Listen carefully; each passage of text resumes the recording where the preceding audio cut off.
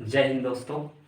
आज हम जैविक प्रक्रिया यानी कि लाइफ प्रोसेस के अंतर्गत परिवहन में हृदय की भूमिका के बारे में अध्ययन करेंगे। ठीक है, तो सभी लोग जान रहे हैं जितने भी स्तनधारी प्राणी है उसमें हृदय चार कोष्ठों से मिलकर बना होता है। अर्थात हृदय होता है, हार्ट होता है, वो चार भागों से मिलकर बना होता है। तो आज हम मानव हृदय के बारे में चर्चा करेंगे। तो मानव हृदय को हम दो भागों में बांटते हैं, एक है आलिंद और दूसरा क्या है, नीलय।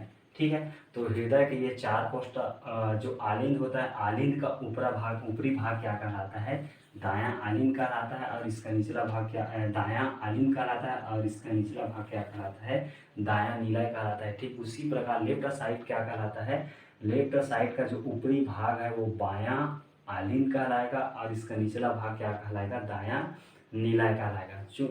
चूँकि हम जिस प्रकार हम कॉपी में बाएं से दाएं की ओर लिखते हैं, ठीक उसी प्रकार जो मानव हृदय में जो अशुद्ध रक्त है वो दायां भाग से हृदय में प्रवेश करता है। तो ये मानव शरीर से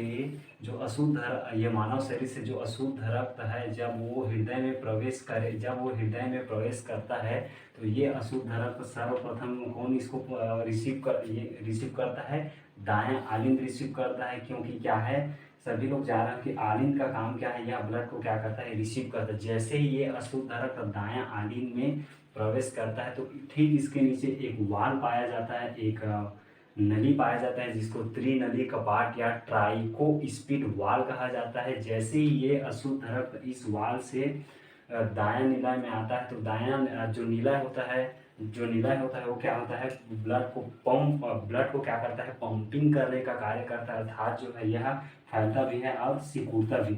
जैसे ही ये अशुद्ध रक्त इस वाल से दाएं आलिंद में प्रवेश किया तो ये क्या है, जो नीला है वो क्या हो जाता है, फैलने लगता है। फैलने के कारण यह कपाट जो है क्या हो जाता है, बंद हो जाता है। और जैसे ही इस अशुद्ध रक्त को जो दायां नीला है वो पंपिंग करता है, तो जैसे पंपिंग करेगा तो ये तो वाल बंद हो गया। तो इस वाल के बंद होने के कारण यहाँ पे एक और वाल पाया जाता है। इस वाल को कहा जाता है पल्मोनरी वाल कहा जाता है। जैसे ही ये दायां नीला जो अशुद्ध रक्त है उसको पंपिंग करेगा तो पंपिंग करने के पश्चात ये वाल खुल जाता है। तो यहाँ पे एक और मोटी नली पाई जाती है जिसको पल्मोनरी धमनी या फुफ्फुस धमनी कहा जाता है, धमनी कहा जाता है। जैसे ही ये अशुद्ध रक्त इस पल्मोनरी धमनी से फिर हृदय से बाहर निकल जाएगा और बाहर निकलने के पश्चात ये किस में चला जाता है, ये अशुद्ध रक्त लंग्स में चला जाता है। चूँकि हम श्वसन क्रिया के दौरान ऑक्सीजन ग्रहण करते हैं तो ये जो ऑक्सीजन क्या है हमारे ब्लड में लंग्स के द्वारा ब्लड में मिल जाता है। और जैसे ही मिलने के कारण यह जो अशुद्ध रक्त है वो पुनः शुद्ध हो जाता है।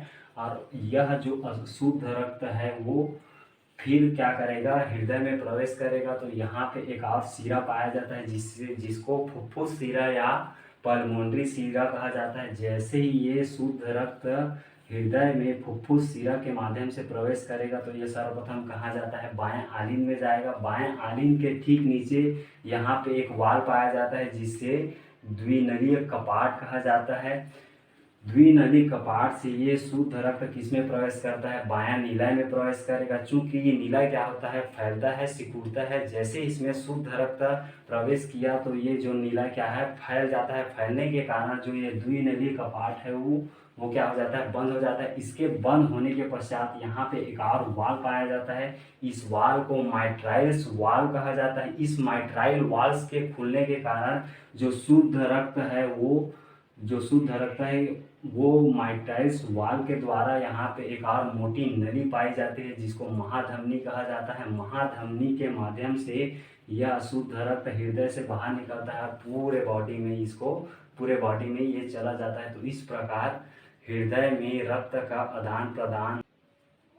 तो आई होप ये वीडियो आप लोगों के समझ में आ गया होगा। अगर ये वीडियो आपको अच्छा लगता है तो लाइक सब्सक्राइब जरूर कीजिए।